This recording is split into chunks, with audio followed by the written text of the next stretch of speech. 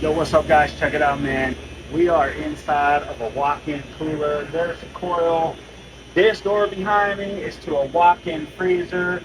It's negative 10, negative 15 degrees Fahrenheit in there. And then this door right here is to the outdoor, well, into the gas station area.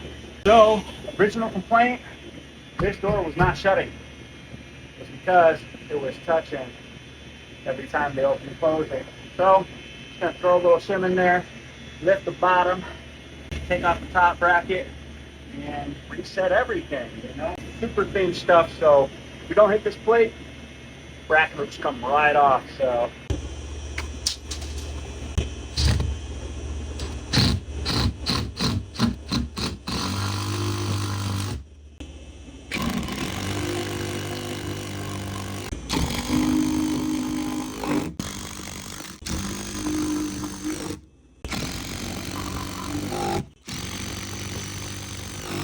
Oh. Oh. Oh.